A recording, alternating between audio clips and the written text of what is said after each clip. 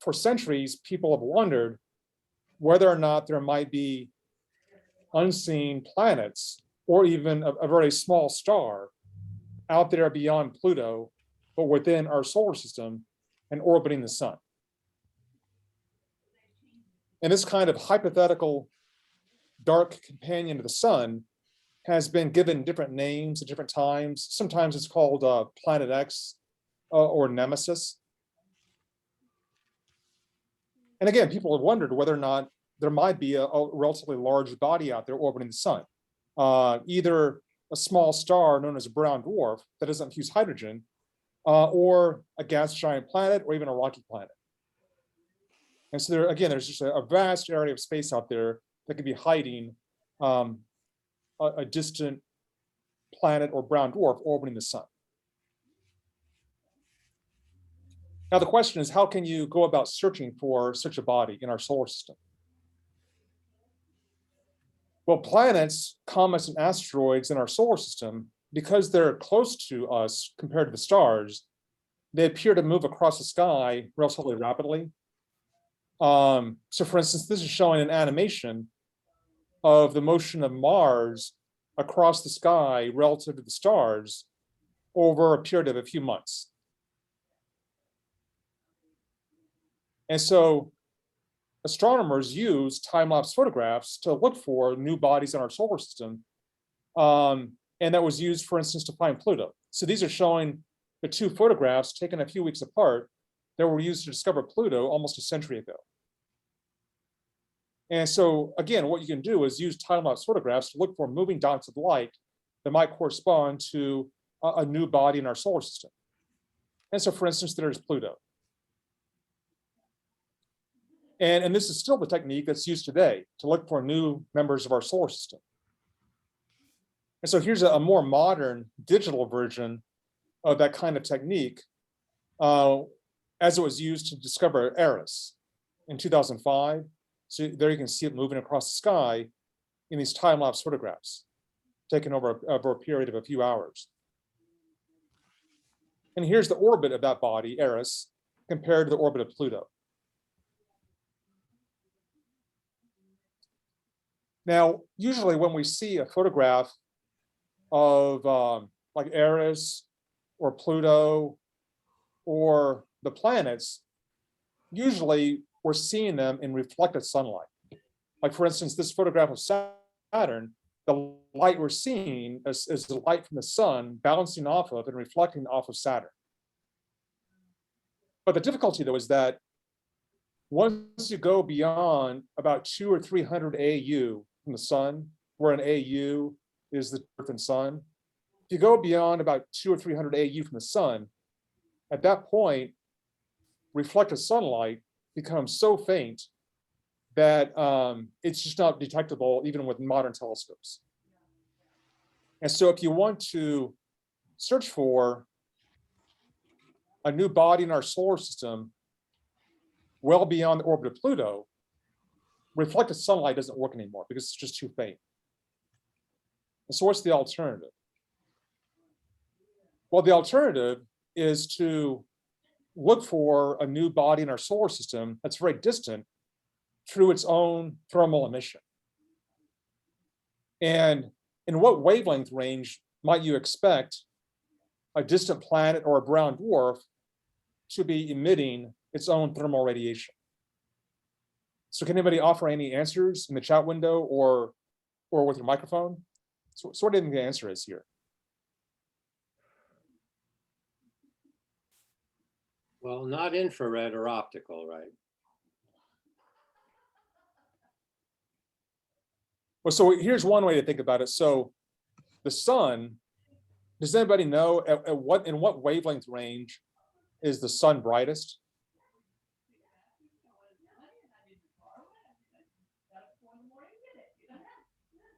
So the sun, it turns out, has a surface temperature of about 6,000 Kelvin. And at that temperature, it's brightest in the visible spectrum or the optical spectrum. But cooler things shine and glow at longer wavelengths of light that have lower energies. And that makes sense that something that's cooler would emit light that has a lower energy. So whereas the sun emits light mostly in the visible, a cool planet or brown dwarf would shine brightest in the infrared. So that means that if we want to see a distant planet or brown dwarf through its own thermal emission, we need to look in the infrared because that's where it's going to be glowing brightest. So what that means then is that if you put all that together, in order to search for a very distant companion to the sun, we need infrared images, and we need images taken over a period of time. Because again, we need time-lapse photographs to identify a moving dot of light across the sky. So we need infrared images taken over a period of time, and they also need to cover a very large area of sky, if not the entire sky, because we have no idea where and what direction an undiscovered planet or brown dwarf might be. It could be any place in the sky, in any direction. And so ideally, you would like infrared images taken over a period of time across the entire sky to search for a planet X or nemesis. Unfortunately, data of that kind were provided in 2010 by the Wide Field Infrared Survey Explorer. The acronym, as you can see, is WISE. And this telescope, as depicted in this animation, it orbited above the terminator of the Earth, the boundary between night and day. And so as it orbits, it photographs an area of sky directly above it, away from Earth. So that means that as it orbits around the Earth, it photographs a strip of sky directly above its orbit. And then as the Earth orbits the sun, the strip that gets photographed rotates around the sky. And that's illustrated here. So again, this is the area of sky that's being photographed as the telescope orbits the Earth. And as Earth orbits the sun, that strip that is photographed rotates around the sky. And so the idea is that after 6 months, the entire sky has been photographed. Now, in the initial mission, this telescope, it operated for 13 months. So that means it mapped the entire sky over 6 months, and then mapped it again the next 6 months. And so that means that every point in the sky was photographed at least twice, 6 months apart, in 2010 and 2011. And so that means that we now have infrared images over a period of time for the entire sky.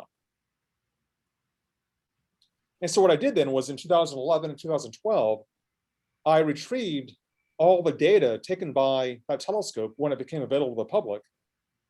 And I used my desktop computer and some programs to search that database of more than 1 billion objects that I detected, searching for evidence of a moving dot of light, looking for an infrared source with a relatively fast motion across the sky.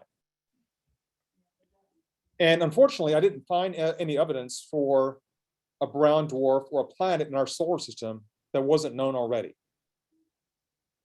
But this diagram shows the constraints that I could place on the existence of such a body.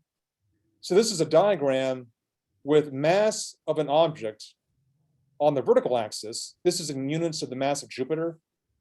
So here's the mass of Jupiter at 1, 10 Jupiter masses, 100th, and so on.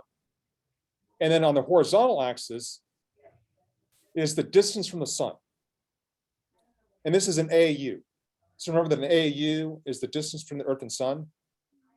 And so as you can see, the gas giant planets, they're plotted here at their masses and their locations.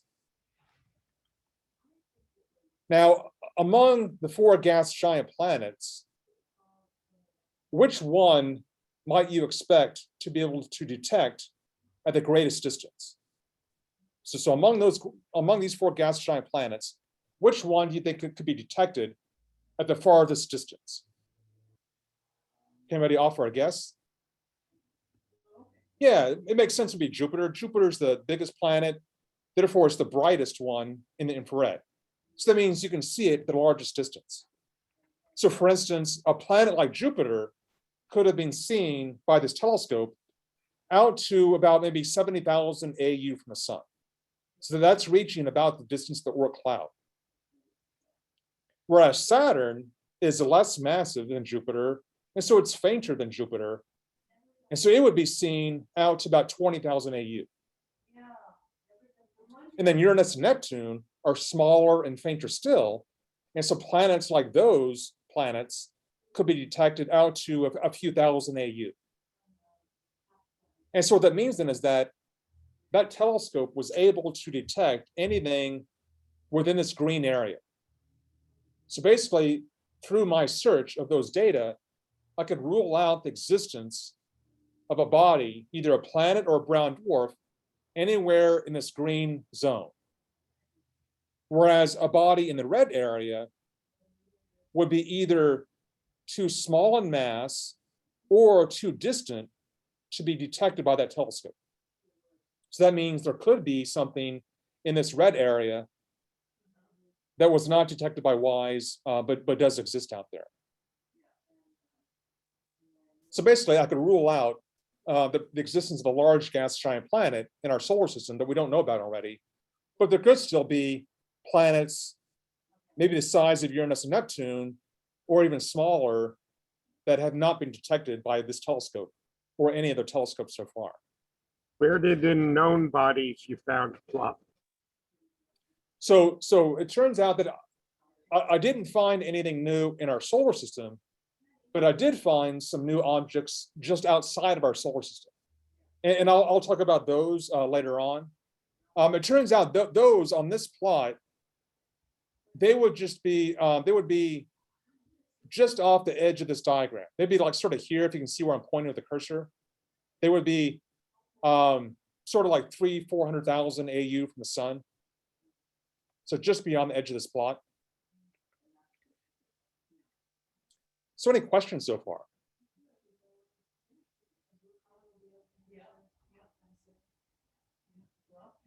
Now, I'm sure that many of you have heard about this new name for a hypothetical unseen planet in our solar system, known as Planet 9. And again, many of you may know this already, but the origin of this Planet 9, its name is the following. So several years ago, there was a paper published in Nature by the astronomer who discovered Eris. And he proposed that there might be an unseen planet, maybe 5 to 10 times mass of Earth, right around here, sort of a few hundred AU from the sun. And again, about 5 to 10 times the mass of Earth, so somewhat smaller than Uranus and Neptune. And the reason he proposed the existence of this particular planet is that the known comets in our solar system, some of them seem to share characteristics that suggest that their orbits have been shaped by the gravity of an unseen planet. In other words, in order to explain the similarities in their orbits, he invoked the existence of an additional planet called Planet 9. And as you can guess here by the name, he's assuming that you don't count Pluto as a planet. So he's someone who does not believe Pluto is a planet. And so this additional massive body, if it's real, would be the 9th planet, if it does exist. And as you can imagine, there's been a furious search over the last several years looking for this particular kind of planet, using various ground-based telescopes. And and as you can see from this diagram, such a planet, the kind of planet he proposed, would not have been detected by my search of the WISE database, because it's just a little bit too small in mass, a little bit too faint to have been detected by WISE. So my use of the WISE telescope doesn't tell us whether or not Planet 9 exists. And so the jury is still out as far as whether that planet exists. But I think it's likely that if it does exist, it'll probably be discovered sometime in the next 5 or 10 years, just because there are all these searches that are going on right now, including one by Mike Brown, the person that discovered Eris, to try to find it. There's a question, so did IRAS place any constraints? So it did, although the constraints were much poorer than WISE. like if I colored in the area of this diagram in which an object could be detected by IRAS, IRAS probably was sensitive to something around here. So probably only the upper left corner of this diagram, sort of like here. So in case some of you aren't familiar with IRAS, so IRAS is a satellite from the early 80s that photographed the entire sky in infrared. So it was sort of like an early version of WISE. But WISE, since it's much newer, it's almost 30 years newer, as you can imagine, it's much more sensitive than the IRAS satellite was. So any other questions so far?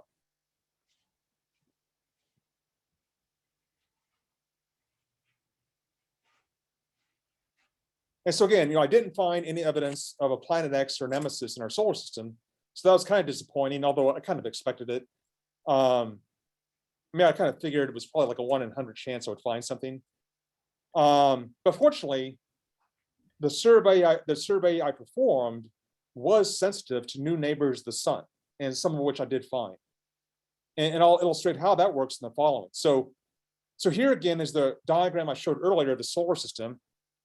And again, the Oort cloud is the outermost part of our solar system.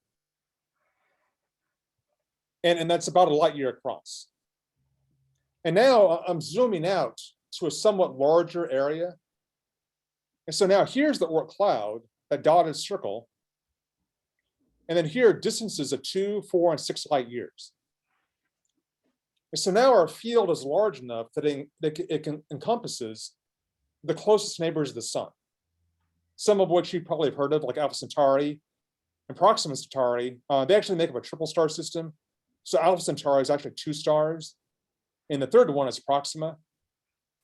And then you have Barnard star and Wolf 359. And the years here are the years when these stars first had their parallaxes measured, and therefore were known to be close neighbors of the sun. So this is about 12 light years across this area here. Now, for perspective, here's our entire galaxy, an artist's rendition of our galaxy, the Milky Way. And so this is 100,000 light years across. And so the point here is that what we're seeing here is only a tiny little neighborhood of our galaxy. Again, 12 light years across compared to 100,000 light years across. Let's see, there's a question in the chat window. So there's a recent paper that cast doubt on Planet 9. So the question is, what are my thoughts on this paper? Well, that's a good question. I mean, that's actually a question that I sometimes ask other astronomers. So like the evidence that Mike Brown cited for Planet 9, it's based on the dynamics of comets in our solar system. And so, but that's not really something I'm an expert on. So I'm not really an expert on interpreting the dynamics of solar system bodies. And so from time to time, I'll ask other astronomers that I know who are experts in those kinds of dynamics, what do they think of the evidence for Planet 9? What do they think of other papers that cast down on it, things like that. And so I can't really give you an authoritative assessment of this paper that was just mentioned here. But my impression from what the experts in my field say is that in general, I think the consensus among the experts in my field, the experts on dynamics of solar system bodies, is that the evidence that Mike Brown cites is sort of suggestive, and it's interesting, and it's worth following up, but it's not necessarily a smoking gun, and there might be other possible explanations. So I would say that most astronomers in this area are certainly intrigued by the possibility, but they're somewhat skeptical about whether or not there's actually good evidence for Planet 9. So if it turned out that after a thorough search, Planet 9 wasn't discovered, and we could actually demonstrate that such a body does not exist, I don't think that people would be terribly shocked. So I think it could go either way. So any other questions so far?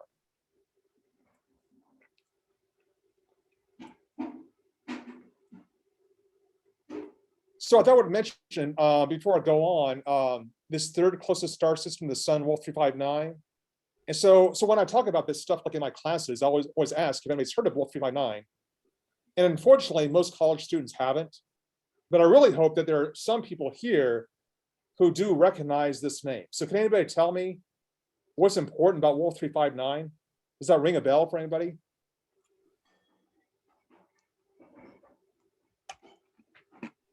Somebody's got to know this. Yeah, there was a famous battle between Starfleet and the Borg in Star Trek: The Next Generation. And so there was an episode where the best of both worlds, part 1 and 2, where a Borg cube was on a course towards Earth, and Starfleet made its last stand at Wolf 359 to try to stop it. They lost like 20 starships. And then it was finally the Enterprise that destroyed the cube once it arrived at Earth. So, I always get shivers down my spine when I hear the name Wolf 359. I always think of those episodes. So, as many of you may know, stars in our galaxy are not stationary. They're not just sitting still. They're all moving around in our galaxy. That's because they all orbit around the center of our galaxy. And so because of that, over hundreds and thousands of years, the stars in our sky move around. So for instance, this shows how the stars near the Big Dipper move over tens of thousands of years. And that's due to all their different motions through the galaxy. Now, for instance, this star here, it's moving especially fast. So a star that moves especially fast, would you expect it to be very, very far away or relatively close to us?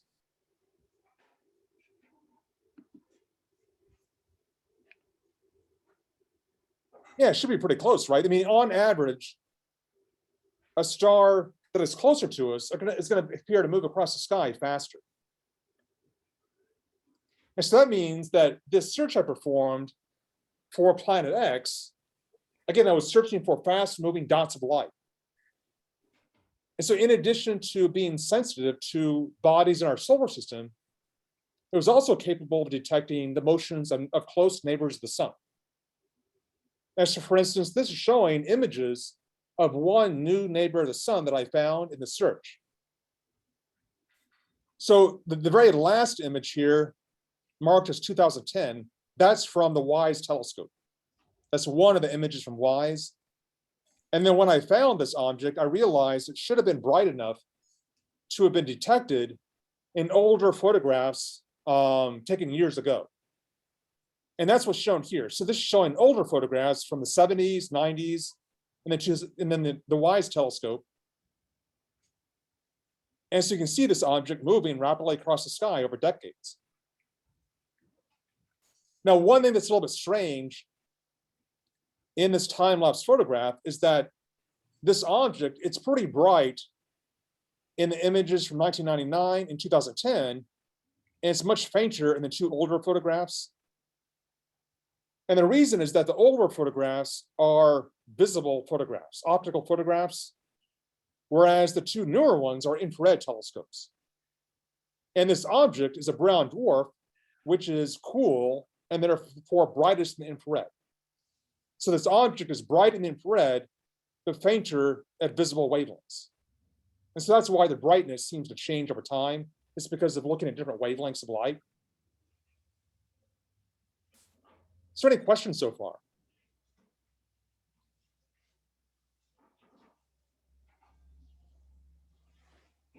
And so then once I detected this object in the database, the first thing I did was try to get a spectrum of it with a ground-based telescope, because I needed a spectrum to measure its temperature and to confirm it was actually a brown dwarf. And so the main image here is from the WISE telescope. It's an infrared image. And then the inset here shows an image taken with a ground-based telescope in Chile called Gemini. So this was the acquisition image. It was the image taken by the telescope just before a spectrum was obtained of it. And so as you can see here, this image from the ground-based telescope is sharper, and it resolves the object as actually a pair. So it's actually a binary system of two brown dwarfs.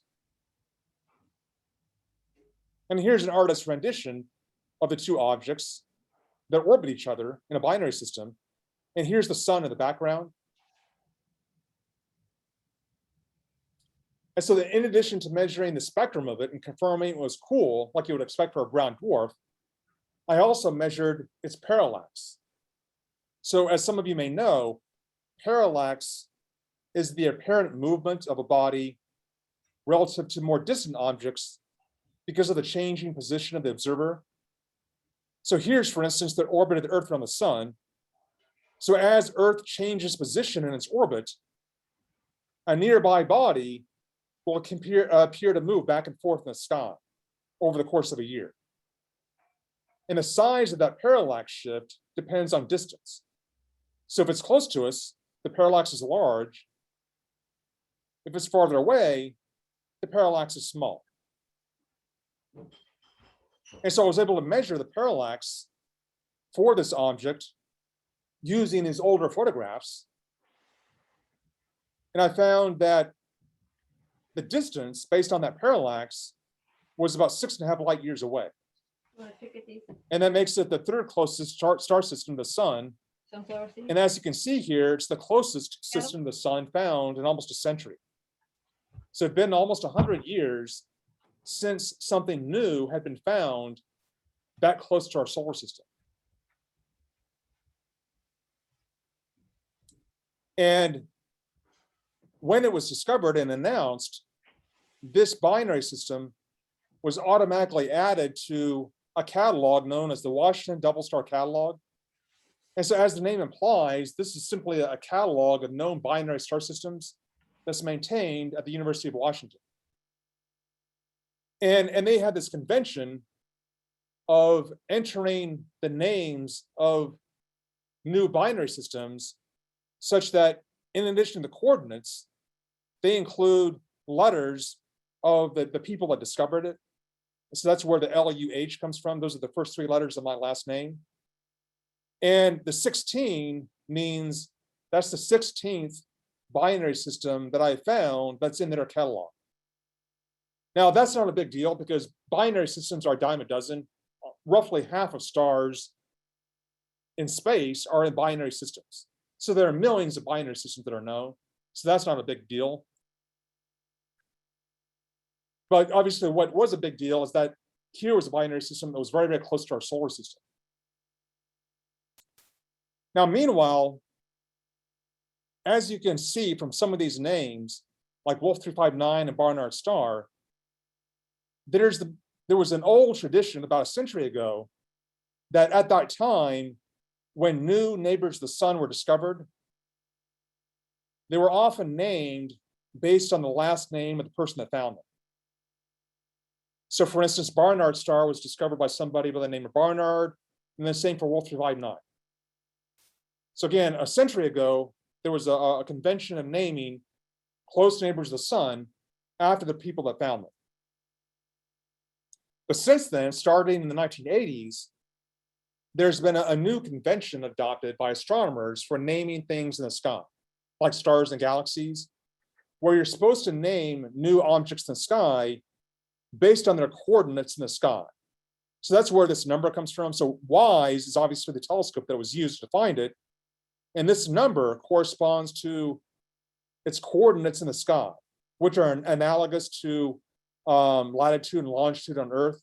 So right ascension and declination. I'm guessing some of you know those terms.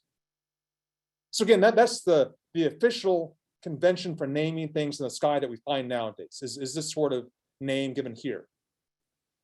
But there was another astronomer who, after this system was discovered and announced, he said that, well, given this old tradition of naming close neighbors of the sun after the people that found them, he said that, well, why don't we call it Luhman 16, that system, given that that's how it appears in this catalog. And so since then, other astronomers have adopted that as the unofficial name for the system. And so that was kind of a neat and unexpected result from that discovery. So any questions so far?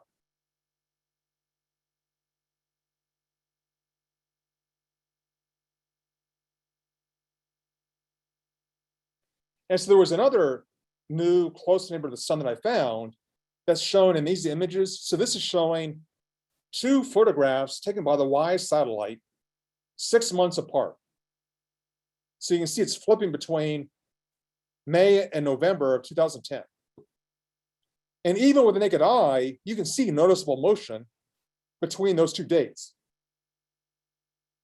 And that motion might not look like much to the naked eye, but that's a very, very fast motion for something outside our solar system.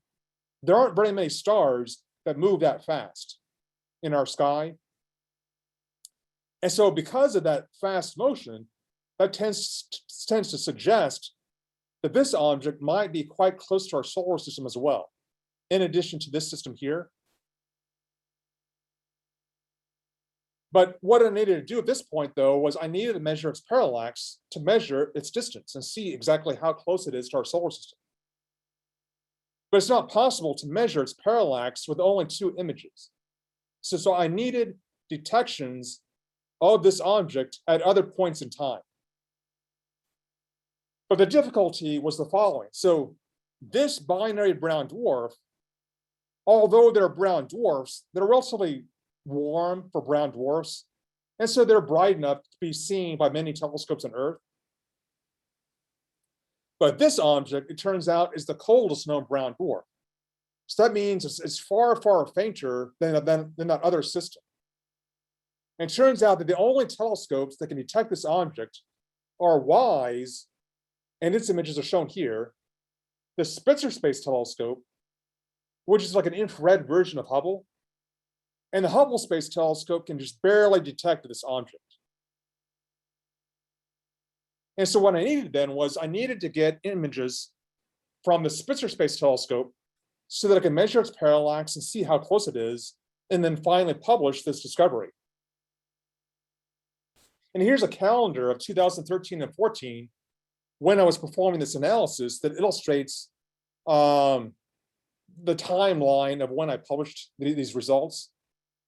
So that first system that I showed, Luhman 16, I first found it in the data February 10th, 2013.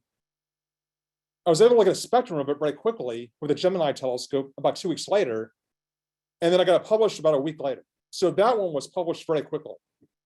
And again, it was critical to publish these discoveries as soon as possible because the data that I was using were publicly available data. So anybody in the world had access to these data and could find these objects on their own. So that first system, I got published quickly. But the second system was much more difficult. So I found it in mid-March that same year. But again, I needed more images from Spitzer to measure its parallax. I didn't have enough information to publish it yet. And so I had to wait until June to get an image with Spitzer. And then I needed a second image from Spitzer when Spitzer was on the other side of the sun to measure the parallax. And that was taken in the following January. So that means I had to wait almost a year to get the images I needed to measure its parallax, and then finally to publish it the following March. And so that whole year, I was very nervous that someone else was going to find that object in that database and publish it on their own. But fortunately, that didn't happen. So now here are the first two images from WISE, and then here are the two new photographs from Spitzer. And you can see it continuing to move across the sky. And so now I had enough information to measure the parallax for this object. And so it turns out the distance based on the parallax is about 7 light years. And so that makes it the fourth closest system to the sun. And in addition to being very nearby, as I mentioned, it's very, very cold. It's the coldest known brown dwarf. So for perspective, the sun and Alpha Centauri have surface temperatures about 6,000 Kelvin. Proxima Centauri, Wolf 359, Barnard star, those are all M stars. They have temperatures around 3,000 Kelvin. These two brown dwarfs are about 1,200 Kelvin. And this object is about 250 Kelvin or minus 20 degrees Celsius. So that's like sub-zero.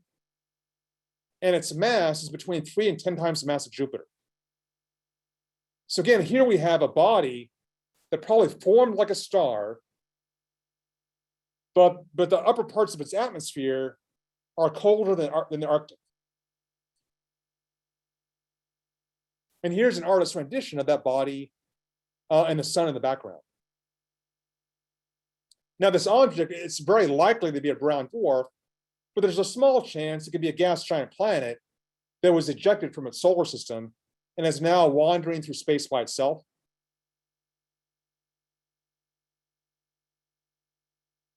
And so at that time, when it was found in 2014, it was a coldest known brown dwarf, and it still retains that status today. So we've still not found any brown dwarf that's colder than this object here.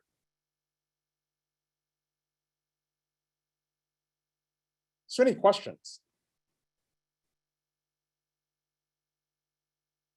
Right, so as mentioned in the chat window, that might also be a good site to have some ships deployed for protecting us against the Borg. Actually, one thing I'm hoping is that at some point in the future, there'll be like a Star Trek TV show or movie that somehow involves Luhman 16. So that would be pretty cool if that would happen. I'm hoping that one of my students that have had my classes, who I've told about this, will become a movie producer and make that happen. There's a question. So can I tell you what the new brown dwarf is made of? So we think that in general, brown dwarfs are made of the same stuff as stars, so that they're made of mostly hydrogen and helium, and then trace amounts of all the other elements. So it's very likely these brown dwarfs are basically have the same composition as the sun. It's just they're much, much colder and much, much fainter.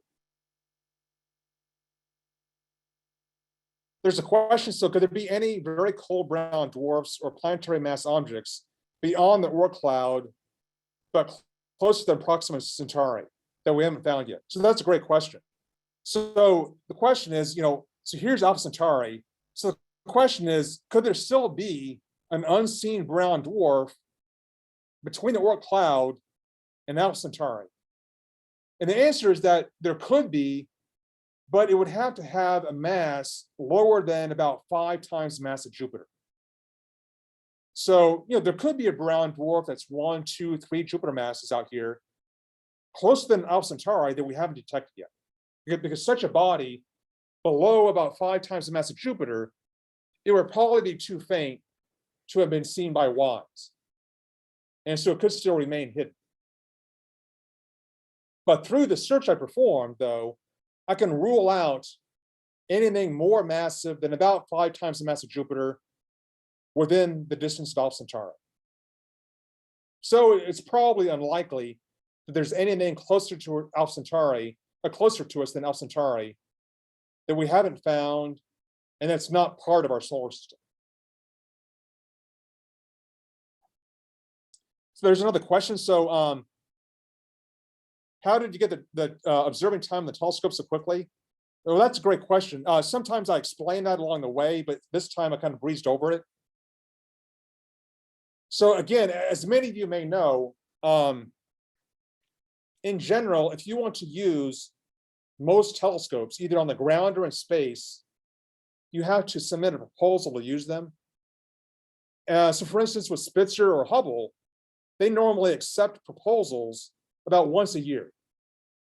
So for instance, if I found this object in mid-March,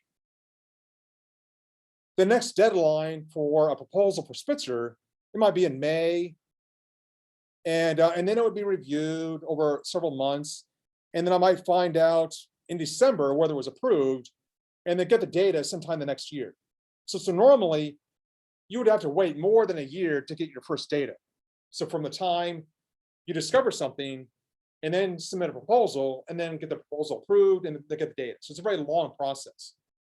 But here I was pretty lucky, because it turns out that at the time that I found this object, this very cold object, I already had an observing proposal that was approved on Spitzer, where Spitzer was being used. I was using it to get data on another sample of brown dwarfs that are farther away.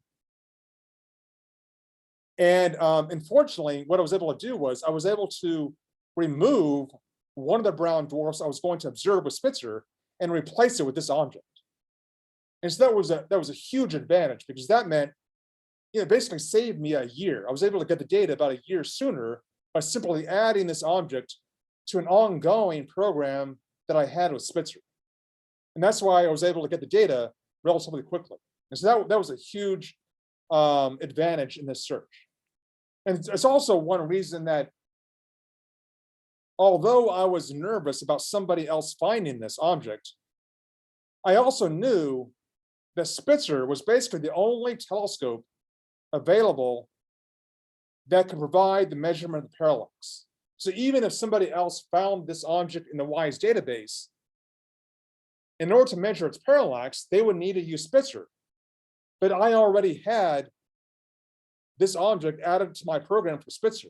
And they wouldn't let somebody use Spitzer to observe something I was already going to observe. So I already had Spitzer locked up to observe this object. And so I knew nobody else could use Spitzer to do it, because I already had it added to my program. So I knew that even if somebody else found it, they wouldn't be able to get the additional data needed to measure its parallax and to publish it. And so that was one thing that put my mind at ease a little bit over this period of a year while I was waiting to get the Spitzer data, measure its parallax, and get it published. There's a question. So were you able to get any observing time on JWST for the first year? So, well, that's a great question. So again, this object, the second object that I found is the coldest known brown dwarf. And one reason that brown dwarfs are interesting is that some of them, like this object, can be as cold as giant planets. And so there's a lot of interest in using them as laboratories to study planetary atmospheres. And so what that means then is that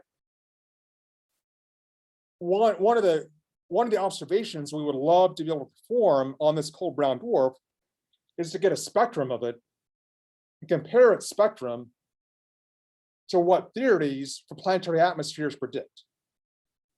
But the problem, though, is that there's no telescope right now that is powerful enough to get a spectrum of this object. There's something that's so faint and that is bright only in the infrared.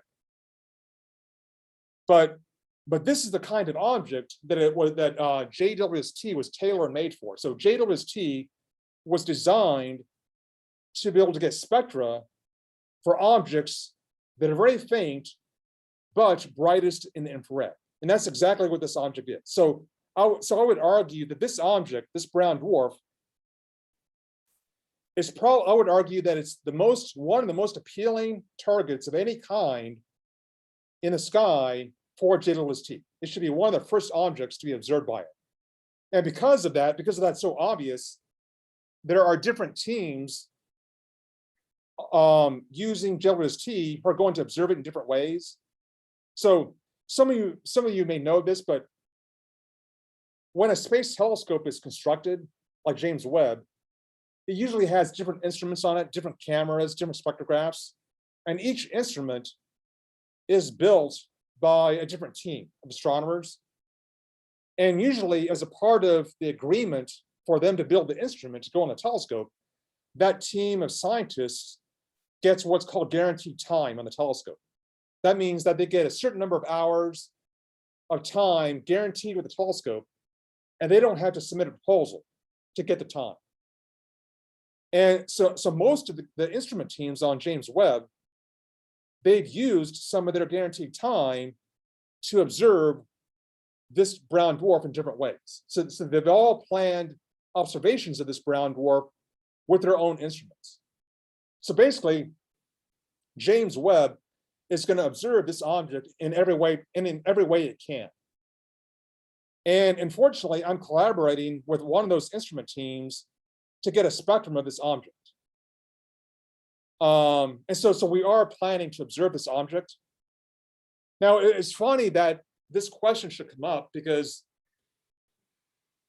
this has actually been an issue that's been on my mind a lot this week because so these different instrument teams, they selected the targets they want to observe or their guaranteed time a few years ago. And then last November was the first solicitation to the public for anybody to submit a proposal to use James Webb. And just a few weeks ago, it was announced which proposals were approved. And it turns out that there was a proposal for James Webb to observe this same object in much the same way that we're going to observe it with a guaranteed time. The difference is that in our observation, we're going to observe it and get a spectrum of it over a period of about an hour. But this other team, they want to see how the spectrum changes over the course of a day. And so they're going to observe it continuously for a day. And that's why it was approved, because normally they would not approve a second observation of an object that's already going to be observed by somebody else with guaranteed time, because that's considered a duplication and a waste of time. But in this case, they're going to, they approve this other program because it's going to observe the brown dwarf for a longer period of time than we're going to. So they considered that not to be a duplication. But our team members were kind of annoyed by the fact that that proposal was approved, because what that means is that there's a chance that that other team, this new team, their data could be taken before our data, before the guaranteed time data that we planned. And so if their data are taken first, that makes our data obsolete. And they could publish the spectrum first and say that, oh, we're the first people to get a spectrum of the coldest known brown dwarf. And so we've had a lot of discussions this week about how to handle this. And so what we're hoping is that the observatory, the people at NASA who run the observatory, we're hoping that they'll have the sense to plan our observation first, perform it first, and then perform this newer observation that was approved second, so that it gives us a chance to publish our data first, since we planned it years ago. And so, so that's kind of an unfortunate aspect of this that's been going on recently. There's another question. So how long do brown dwarfs soldier on? What's their ultimate fate? So brown dwarfs, they don't really have a stage at which they die. They don't fuse hydrogen, and so they simply get cooler and fainter like a dying ember forever. So in that way, they're much like a gas giant planet. And so, so their ultimate fate is simply to get colder and fainter forever. And otherwise, they won't really change very much. So any other questions? So I think our time is almost up, but any other questions? Where does the heat come from if they don't fuse hydrogen? So, so the heat that they do have is left over from when they form. So some of you may know, a star forms, it's born when a cloud of gas and dust collapses due to gravity. And when that happens, when a cloud collapses, much of that gravitational energy of the cloud is transformed into heat. And so a star, when it's born, is warm and luminous. And the same thing applies to a brown dwarf. So a brown dwarf, when it's born, it doesn't realize it's not a star yet, because it's almost as bright and warm as a star. And the reason for that is because of that initial gravitational energy of the cloud that was transformed into the heat. But then after it's born, it steadily gets cooler and fainter, whereas a star eventually ignites fusion, which maintains a stable luminosity and stable temperature. So there's a question, so is the distance limiting factor in finding colder brown dwarfs? Yeah, so the way it works is that at larger and larger distances, the coldest brown dwarfs you can see are warmer and warmer. That's kind of illustrated in the diagram I showed back here. Whereas you go to larger distances, the minimum mass or the minimum temperature you can detect for a body becomes higher and higher. So for instance, with WISE, you could see maybe a 5 Jupiter mass brown dwarf at 2 light years, whereas at 10 light years, you can only see a 10 or 15 Jupiter mass brown dwarf and nothing smaller. So that distance, that the mass limit becomes higher and higher, farther and farther away. So in other words, the only reason that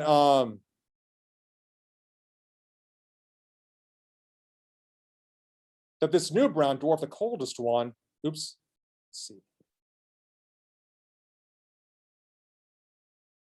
So the only reason we could see this one was because it was so close. I mean, if you took this object and put it at 10 light years away, it probably would have been too faint to have been detected by WISE.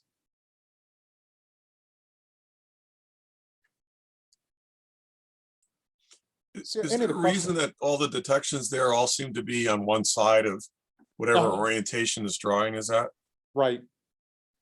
Yeah, I don't think that's significant. I think it's just a coincidence. Like if we looked at a larger field, we would see plenty of stars in all directions. Yeah, that's a good question. So any of the questions?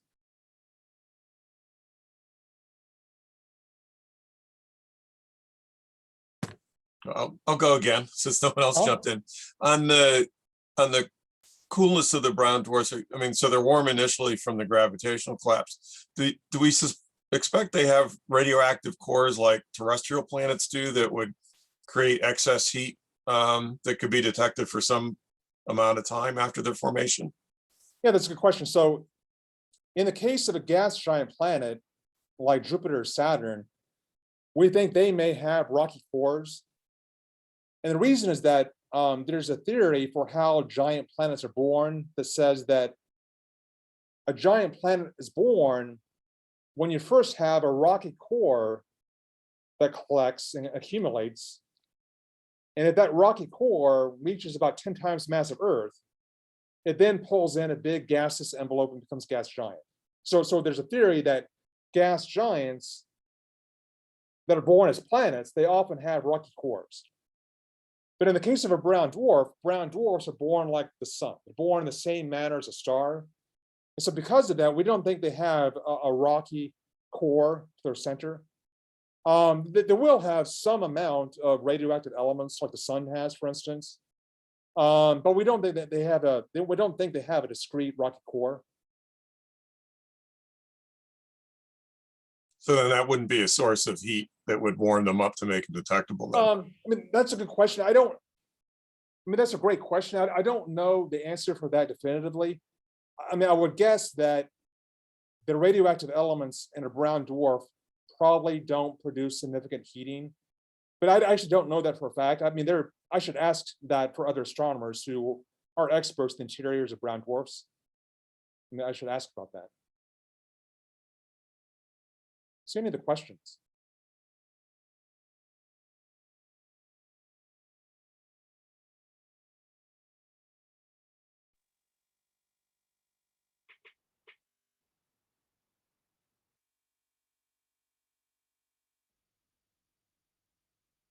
And see, as you can imagine, there's a lot of exciting work that's going to be done with James Webb. So other work that I'm planning to do with that same guaranteed time team with James Webb is we're going to try to use James Webb to search for brown dwarfs down to the mass of Jupiter in nearby regions of newborn stars. So currently, the least massive brown dwarf that's been discovered is about 5 times the mass of Jupiter. And we don't know if brown dwarfs exist at smaller masses than that. But James Webb should be capable of detecting brown dwarfs that are newborn that are down to the mass of Jupiter. And that would be very exciting to find newborn brown dwarfs that are just like 1, 2, 3 times the mass of Jupiter. So Kevin, so the difference between a one Jupiter mass brown dwarf and a one Jupiter mass Jupiter would simply be the core? Well, that's a good question. So, yeah, the internal structure would differ, like in terms of a rocky core. I mean, another way to ask that question or a related issue is how do you distinguish between a brown dwarf and a gas giant planet that have the same mass? And there's a diagram I'm looking for here that I wanted to show. Let's see if I have it here.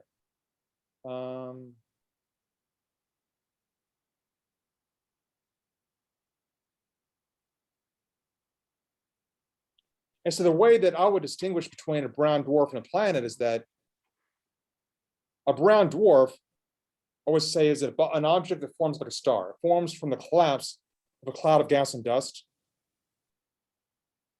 Whereas a planet forms within a disk around a star or a brown dwarf. So I would distinguish between a brown dwarf and a planet based on how they form. And there have been predictions that the atmospheric composition may differ between these two scenarios. That, for instance, if a planet forms in a disk around a star like Jupiter or Saturn, its atmosphere may be enhanced in certain heavy elements compared to the atmosphere of a brown dwarf that forms like a star. So the atmospheric composition may differ between a planet and a brown dwarf. And that's actually something we're going to look for with James Webb, is we're going to use spectroscopy with James Webb to compare the spectra of small brown dwarfs and giant planets and see if there's a distinction in their abundances, in their atmospheres, that tells you how something formed, whether it formed like a star or like a planet. So phylogeny recapitulates ontogeny. I'll take your word for it. So any of the questions?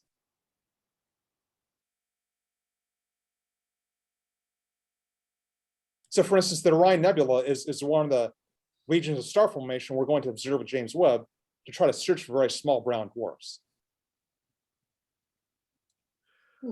Are there any future survey instruments that will outdo WISE? Yeah, well, and that's a great question. So like I mentioned, that brown dwarf that I found, it was the coldest known in 2014, and it remains that way today. And the reason is that we've basically thoroughly searched the WISE data for very cold brown dwarfs, and we have nothing better right now. So we've sort of exhausted WISE for the brown dwarfs it can find. And if we want to find ones that are even colder, we need a new version of WISE that is even more sensitive and can see even fainter objects in the sky. And right now, as far as I know, there's no funded mission that's planned and funded for something that would be even better than WISE. I mean, James Webb will be far more sensitive than WISE, but James Webb, like Hubble, will observe only small areas of sky. And so James Webb is great for studying things we already know about. If you want to search for new neighbors of the sun that are very cold, you need something that can image the entire sky. And so you need a new version of WISE that is much more sensitive. And right now, as far as I know, there's nothing planned like that.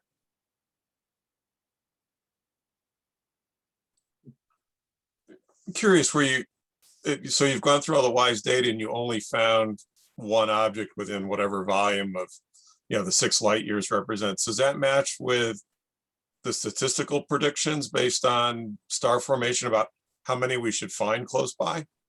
Yeah, that's a great question. So, so at this point, we have a good idea, a good measurement of the relative numbers of stars and brown dwarfs in our galaxy. And so, so it turns out that stars outnumber brown dwarfs by a factor of about 5 or 6 or 7, something like that. So for every 5 stars, there's 1 brown dwarf. And so it's actually a little bit surprising that we have 2 brown dwarfs that are among the 4 closest systems to the sun. I'll have to go back to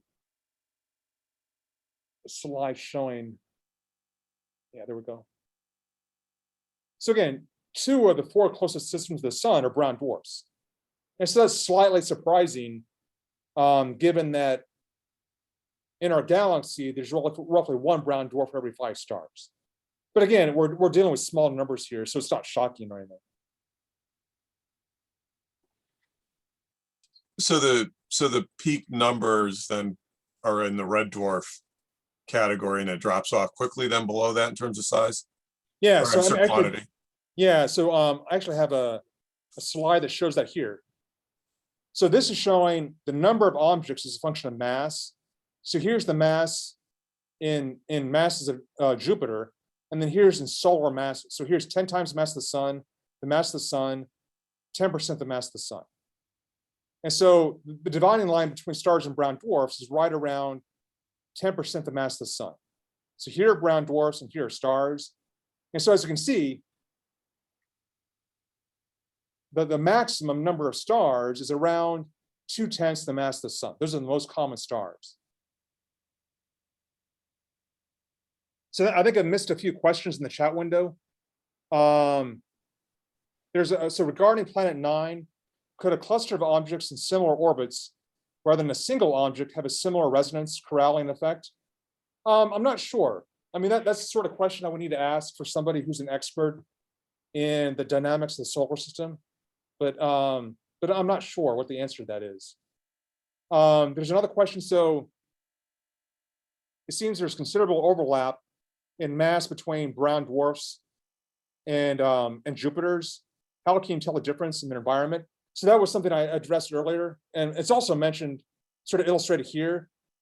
So this is showing the number of planets, gas giant planets as a function of mass, and then brown dwarfs. So you can see how brown dwarfs and planets overlap in mass.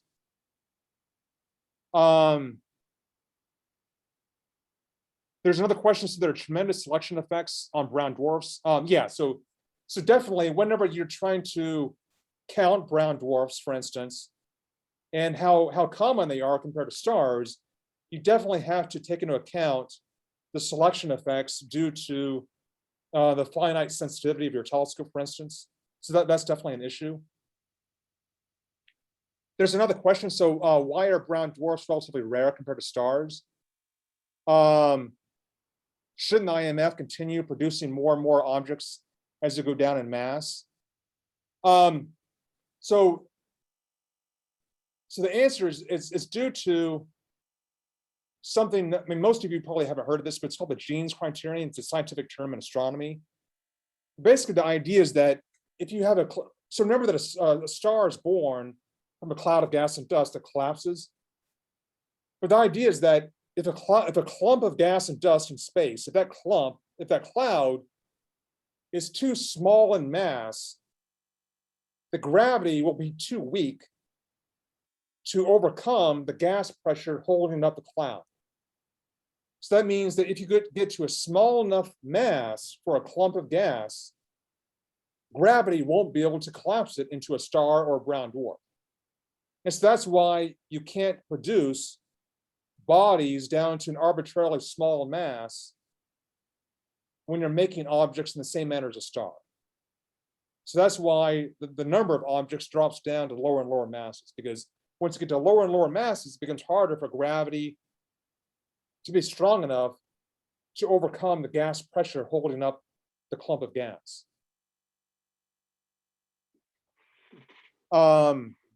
There's another question. So is the low mass brown dwarf, or is the brown dwarf star ratio due to the fact that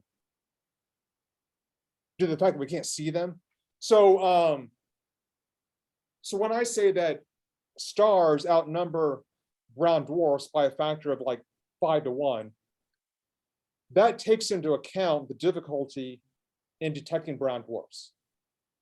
So when we estimate that ratio, we try to correct for the fact that brown dwarfs are harder to see.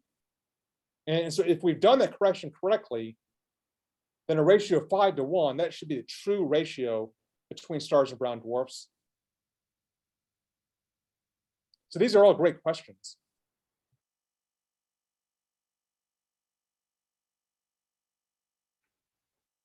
So it looks like I've kept you over time today. So I guess we probably should wrap up. If there are no other questions, yeah, why don't you stop sharing so we can say hi? There we go. Are there any other questions for Kevin?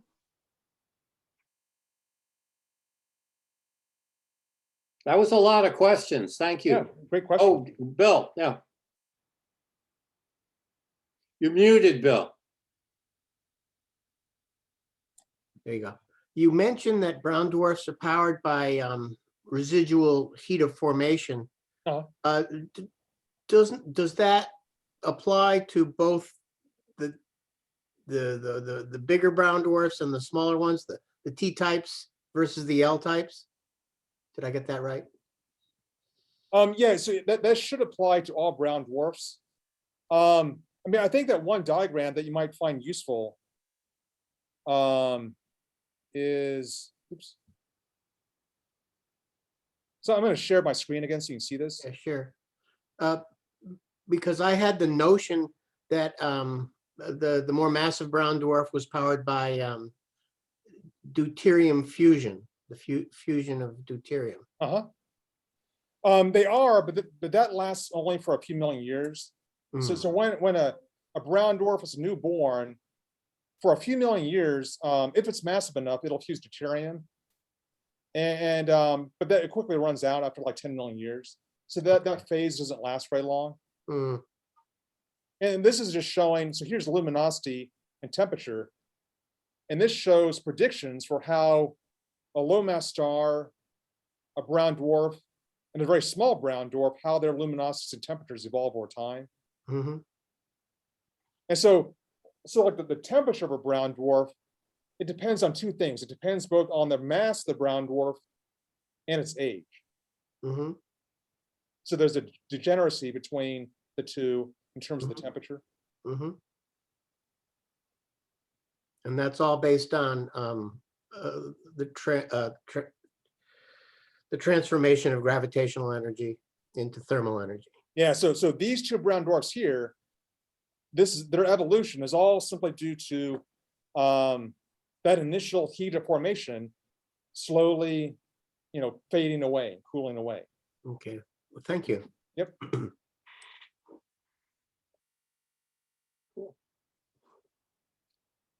All right, no other questions? All right, many thanks from everybody, no problem. Kevin. This has Hope you been a enjoyed it. really informative and entertaining evening. Thanks Really a lot. appreciate you taking the time. Yep, no problem. Thank you. Yep. Thanks, Thanks, Kevin. everybody. Thank All you. right. Everybody. I'm going to turn out Have a the good light. night. Good night. Good night. Bye.